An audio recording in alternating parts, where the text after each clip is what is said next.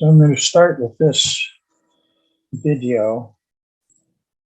I have several videos, so we'll start with this one because I think this is one of two videos on a very interesting Samsung's product. Future Generation Lab. Guess where I am? I'm currently backstage playing with the Freestyle, using its cool features to project this onto my face. The Freestyle gives you the flexibility to create anything that you want. Let me share with you more ways you can use the Freestyle on stage.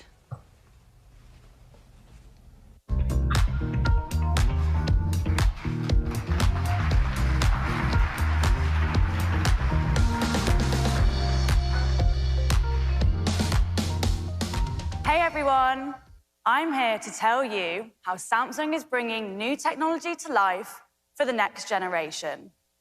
I'm a big traveler and I love the outdoors. So if I'm setting up the perfect cozy campsite with my friends, we're definitely going to want to set the mood and have some entertainment for the night. And that's why Samsung's new portable screen, the Freestyle, is perfect. It gives you a cinema-like experience no matter where you are. The design is really sleek and it weighs less than 2 pounds, so it's super easy to pack in a bag. And because it has a 180-degree cradle stand and adjusts the screen automatically, you really can set it up anywhere. You never have to compromise because the screen itself can project up to 100 inches. Connecting to the Freestyle is also incredibly easy. Just tap your phone and mirror content almost instantly. No cables or even Wi-Fi required. I just got the Galaxy Z Flip 3 and I can use it along with any other Samsung Galaxy device as a remote, just by tapping this button on the top. But if you don't have a Samsung, you can still use the Freestyle. The Freestyle is open to all devices that connect to SmartThings, giving everyone an opportunity for a totally flexible screen experience. But more than just content, you can play with the Freestyle's ambient mode to reflect your vibe. For me, city skylines and neon lights are great for setting the mood. Or get creative and project your own art wherever you want. You can also personalize your space with a fake window. Okay, I'm going to stop it there because I have more to show you.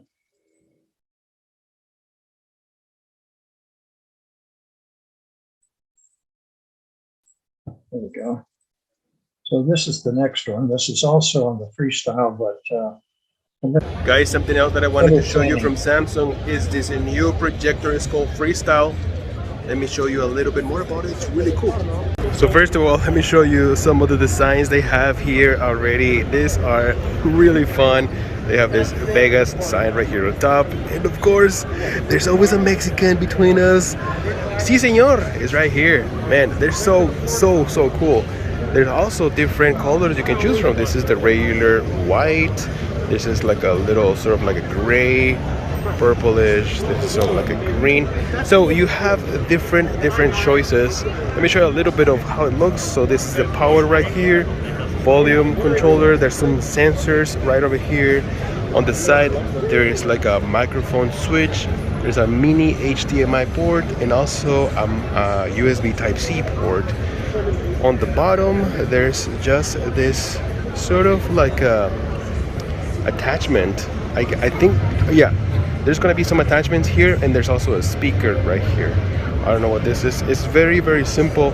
Let me show you what else you can do with this. So Samsung has this socket attachments, what you can put it behind that projector. And you might be thinking, Joster, but why the hell do we need that? Let me show you guys. Okay, so look, this is what I am talking about. So you can use this on your kitchen, on top of your kitchen table, and look what you can do. You can pretty much turn your table into a big, huge display. This is so much fun. Samsung, it was really having fun creating this little movies. Look at that. Oh my god. There's a steak right there. Yes, this is one of the ideas they have. I don't think I'm gonna be using this, but it's actually really cool. But let me show you what else you can do. So let's say that you're working on your desk, and you can use this as a lamp.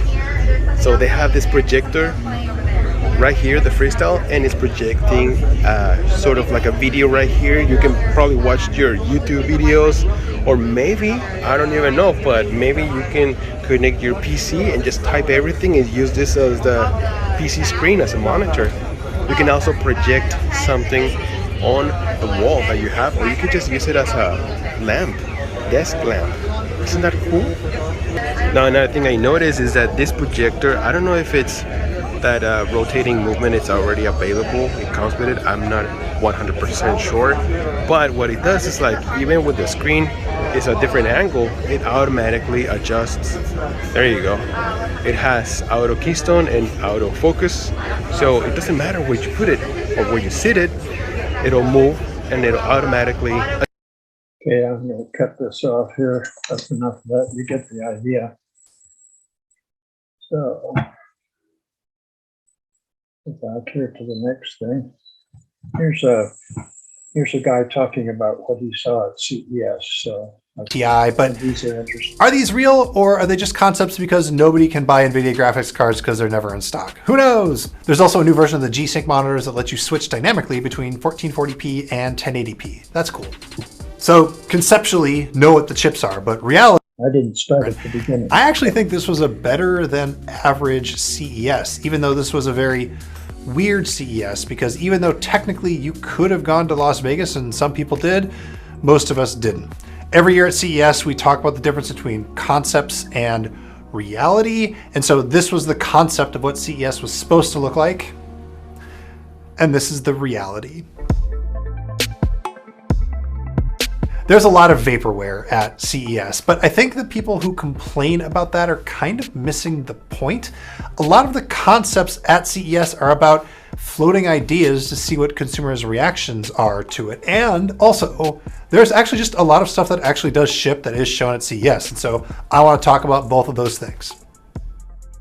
If you know anything about CES, you know that it is a TV show, and the TVs at CES are concepts, and there's also some real stuff. So let's talk about the concepts first. The first concept to be aware of is HDMI 2.1a, a new version of the spec because it wasn't confusing enough before, whatever. To me, the most exciting concept was Sony announced quantum dot OLED TVs. I'm sure they'll ship one, but the idea here is that OLED is a little bit dimmer than it needs because it has to shine the light through a filter, but quantum dots can make color without a filter, and so they can be much, much brighter. They beat Samsung to it. I'm really excited to see what Sony does with it. The other TV technology at CES are mini LED and micro LED and Neo QLED and OLED EX, which is even brighter OLEDs from LG. Just have all that stuff in the back of your mind, just stuff that might exist in TVs you actually want to buy someday. There are some other concepts. So for example, there's a camera that Sony's going to sell that will change the sound based on where it sees you in the room, or it will scold you if you sit too close to the TV, which is incredible. Samsung is putting NFTs on their TVs. Don't buy an NFT from Samsung's on their TV. Just don't do that. That's a bad idea. They're also making a remote that can be powered off of the radio from your router, because why not? Okay, but what's the reality of TVs in 2022? Well, first, Samsung is shipping new versions of its Tizen software with a new home screen, the ability to watch together with somebody else remote, but most importantly to me, a new gaming hub. It's going to support GeForce from NVIDIA and Stadia game streaming, but it's also going to work better with local consoles. And if you manage to get a next gen console like a PS5 or an Xbox One Series X, whatever they're called, hopefully that will be a little bit easier to set up your TV with. But the sleeper hit of the show might be LG's 42-inch OLED TV. Now, normally you think of TVs being impressive because they're huge, but this smaller one is interesting because it could be used as a gaming monitor maybe, but at the very least, you'll have a TV with just perfect picture quality in a smaller size that you might actually want to put in a smaller room. The next big thing that happens at CES is we get a lot of chip announcements. Those are the concepts, and then the reality is you want to buy a laptop. So let's talk chips. So Intel announced the 12th gen Alder Lake chips, and they say they're going to be the most powerful laptops ever, that they're going to beat Apple's M1 Max chip on performance because they've got a dramatically increased core count, and maybe they will, but Intel didn't say much about battery life, and that's one of the reasons people are so impressed with these MacBook Pros is they have the power and they have the increased battery life. Now, Intel, I think, is the more important company to talk about because, frankly, most laptops are still shipping with Intel chips, but I think AMD is the much more interesting chips to talk about. They announced their Ryzen 7000 desktop chips. That's the Zen 4 architecture, 5nm process. They're coming in the second half of 2022. It should be a step change in performance, we hope. They also announced the Ryzen 6000 laptop chips. Now, this is Zen 3 architecture on a 6nm process, but it should have double the graphics performance. So if I buy a gaming laptop this year, that's probably what it's going to be. And then lastly, NVIDIA announced some stuff, 3080 Ti, TI, 3070 Ti, TI, whatever they call it. They don't even know themselves. There's also the 3090 Ti, but are these real or are they just concepts because nobody can buy NVIDIA graphics cards because they're never in stock? Who knows? There's also a new version of the G-Sync monitors that lets you switch dynamically between 1440p and 1080p. That's cool. So conceptually, know what the chips are, but reality, what kind of laptops are you going to be able to buy? Well, I think the most interesting laptop to me is the Dell XPS 13 Plus. And it's interesting because, it's weird. They have like a touch bar that's not a touch bar. The trackpad is like completely invisible. The keyboard is redesigned. We have a great hands-on video from Monica. You should go check it out because, again, it's super weird. There's also the new Lenovo ThinkPad Z series. It's a new version of ThinkPads that are a little bit less enterprise, a little bit more designed for consumers or Gen Z. They've got a new look. You can get them with vegan leather. The camera on the front of it actually sticks out of the top of the monitor. So instead of a notch on the inside, you've got a nega notch on the outside. I think that's clever. Finally, there are a bunch of laptops that are gonna ship, but they're concepts. They're like real concepts. There's the Lenovo ThinkBook Plus Gen 3, which has an 8-inch secondary screen on the keyboard deck. Asus says it's gonna release a 17-inch foldable OLED laptop this year. Sure. To me, the most practical, exciting laptop is probably going to be the Asus ROG Zephyrus G14 and G15 because they're finally adding webcams to these laptops.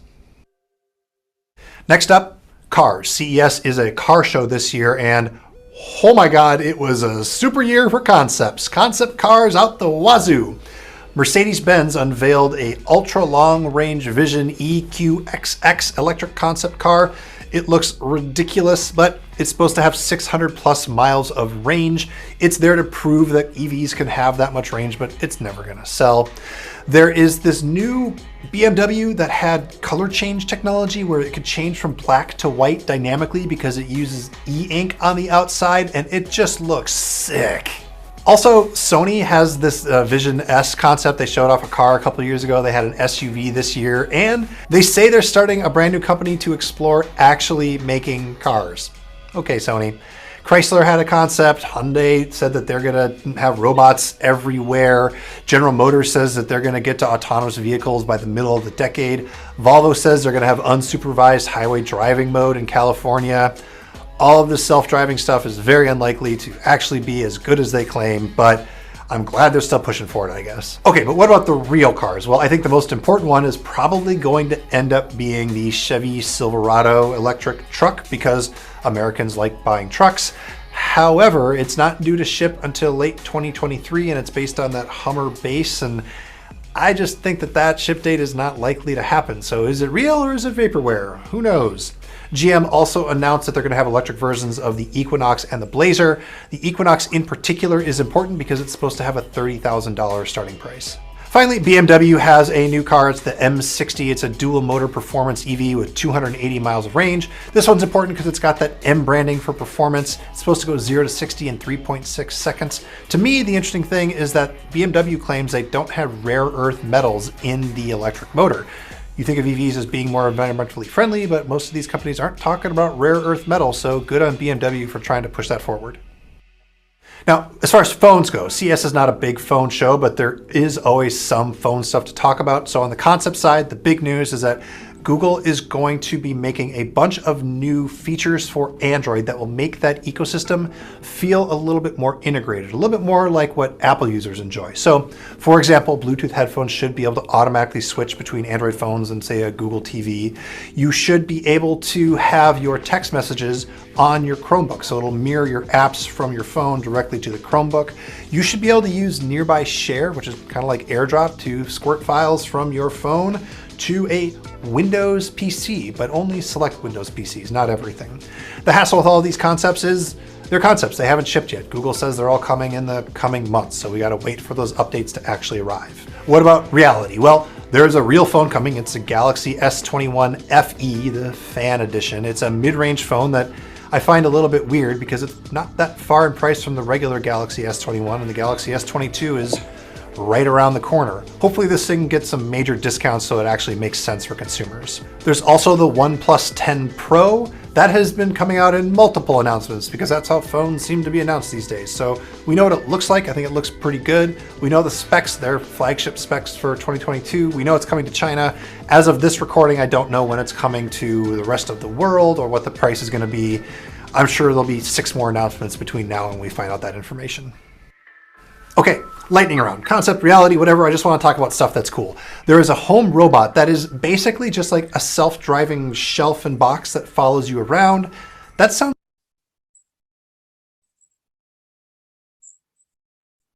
weird, CES, because even though technically you could have gone to Las Vegas and some people did, most of us didn't. Every year at CES, we talk about the difference between concepts and reality, and so this was the concept of what CES was supposed to look like. CES is a car show this year, and highway driving mode in California. All of this self-driving stuff is very unlikely. Who knows? GM also announced that they're going to have electric versions of the Equinox and the environmentally friendly, but most of these companies aren't talking about rare earth metal, so updates to actually arrive. What about reality? Well, there's a real phone coming. It's a Galaxy S21 FE, the fan edition. It's a mid-range phone that I find a little bit weird because it's not that far in price from the because that's how phones seem to be announced these days. So we know what it looks like. I think it looks pretty good. We know the specs, their flagship specs for 2022. We know it's coming to China. As of this recording, I don't know when it's coming to the rest of the world or what the price is going to be. I'm sure there'll be 6 more announcements between now and we find out that information. Okay, lightning round, concept, reality, whatever. I just want to talk about stuff that's cool. There is a home robot that is basically just like a self-driving shelf and box that follows you around. That sounds silly, but if you have mobility issues, having something to help you carry stuff is actually super important. So I hope this thing ships. Withings has a new smart scale with a handle, and you pull up the handle, and that's used for EKG, but also for body composition, which to me is more important than just your raw weight. This is nerdy, but NXP has a chip that makes it easy to add Wi-Fi 6, Bluetooth 5.2, and Thread to a smart home gadget. One of the big stories of the show is Matter, this new smart home spec that makes it easier to make smart home gadgets work with anything. And so this should mean that we'll see more of those next year and the year after. Samsung has a portable projector. It's the Freestyle projector, and actually it's really cool because it solves a lot of practical problems that portable projectors have. That is a lot of P's, and I managed to get it right that time. So it shows up on different colored walls and auto fixes the color. It does keystoning. It can go in different directions. You can put little caps on it to make a light show. You can screw it into a light bulb. It's just a ton of fun. Speaking of Samsung, there's the Odyssey Arc, its largest curved monitor yet. And instead of looking at it like this, you can turn it on its side so it goes over your head like an OmniMax screen, and that's dope. There's a new Skydio 2 Plus. They're going to have a software update for it later this year where you can program it as a cameraman instead of just having it follow you, so you can do more complex actions without having to have a drone pilot around. Last and I don't think least, there's a new smart dog collar. We've seen these before, it's got GPS, but this one also tracks vitals, heart rate and activity. And that's kind of neat because getting that into a relatively loose dog collar is a hard technical challenge, and they say they solved it. So that was CES 2022. We've got a lot more coverage on TheVerge.com. I have... So much for that.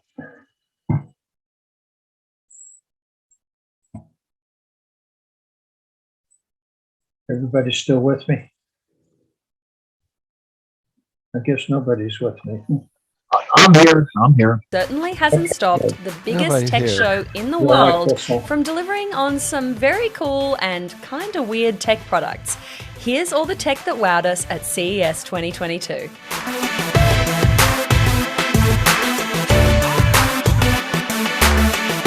First of all, let's get this out of the way. You can probably see that I didn't go to Vegas this year, and I wasn't alone. CES went ahead despite the threat of another COVID wave, but a bunch of brands pulled out at the last minute, from Amazon and Google to Microsoft and Panasonic. That made for a much quieter show this year, but we still did see a lot of cool new tech at the show. So let's start with the pretty stuff. CES has always been a big show for home entertainment, and with a lot of us trying to stay entertained at home these days, then the new TVs at CES were a big part of the show. If you're looking for a new OLED TV this year, then CNET's resident TV whisperer David Katzmeyer says the LG C2 OLED is your best bet. He says this is probably one of the best high-end TVs at CES that won't actually cost you a fortune. As a bonus, the C2 is also going to be available in a 42-inch screen size, which is perfect for gamers or for people with a spare room who really want to impress their guests. But if you want to go big, then LG also announced the ultra-bright G2 OLED, which tops out at 97 inches, the biggest OLED ever.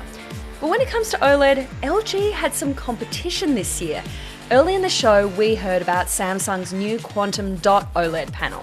Samsung didn't technically announce the TV, but that's okay because Sony announced a new TV using QD OLED technology, the A95K. We don't have pricing on this one yet, but with lots of flagship features, including a very nifty remote finder, you could be spending as much as $5,000 for a 65-inch model. If that's out of your price range, then Samsung's Freestyle projector might be one for you. It's a $900 portable streaming device that can project Netflix on your ceiling or on the side of your camper van. It was debuted at the Samsung keynote by the Future Generation Lab, Samsung's Gen Z product incubator. How do you do, fellow kids? Speaking of things that young people like, she said in an attempt to not sound a million years old, our last entertainment pick from CES was PlayStation VR 2. Now, we already knew about this, but we got a few more details about the VR platform, including the new PSVR 2 Sense controllers and a sneak peek at an exclusive game, Horizon Call of the Mountain. Now, all we need is a PS5 to actually play it on. Now, from consoles to laptops, the standout of the show had to be the Dell XPS 13 Plus.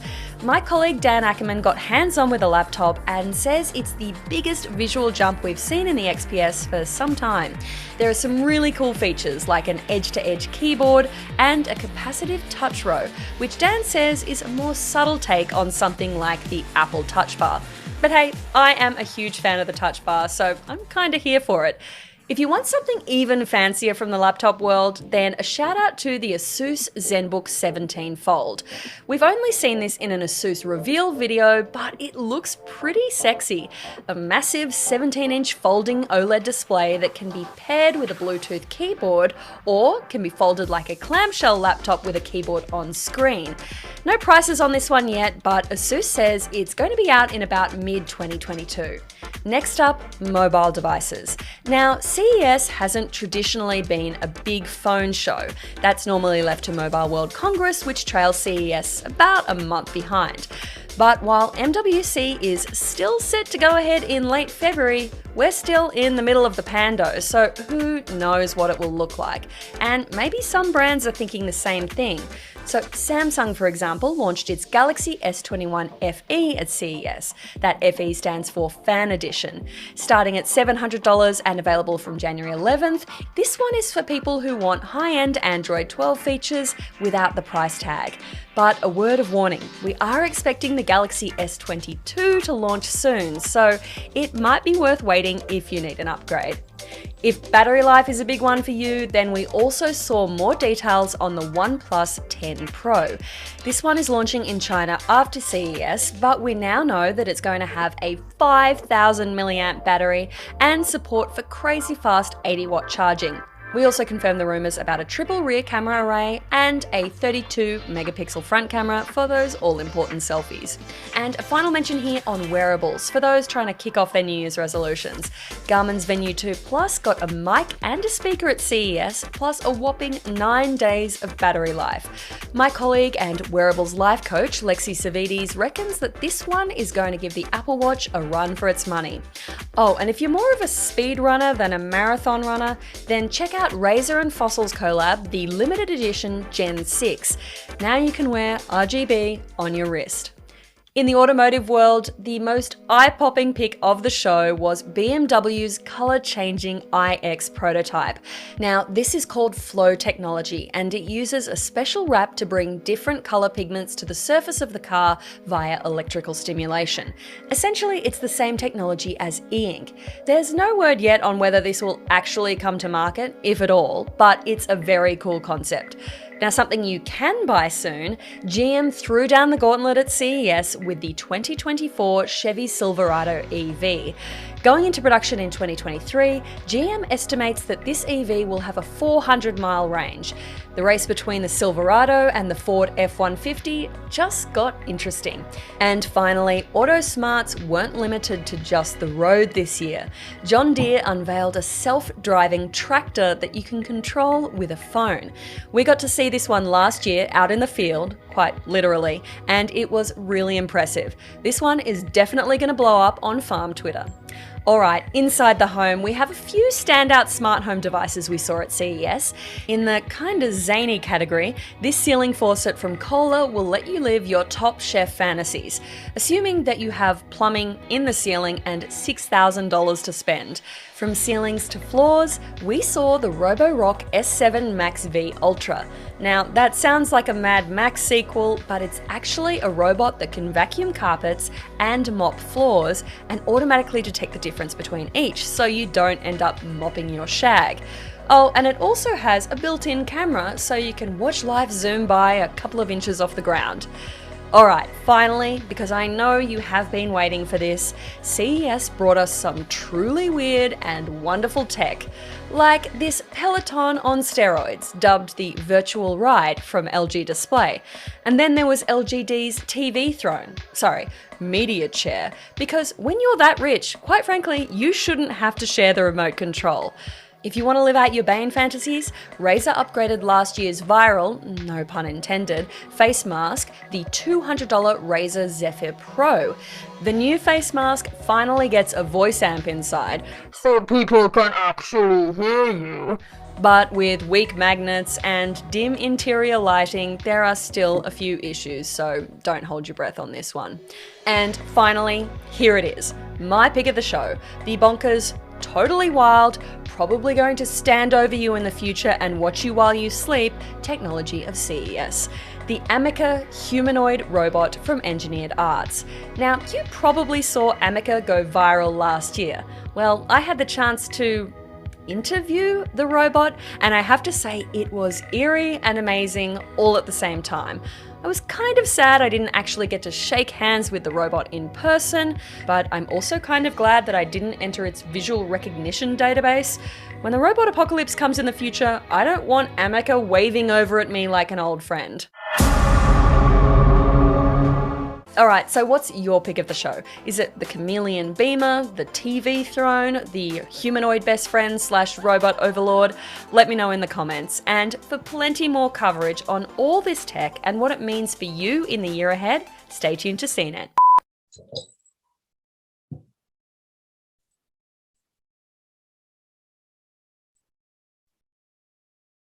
So, get this. This is from Abbott Laboratories.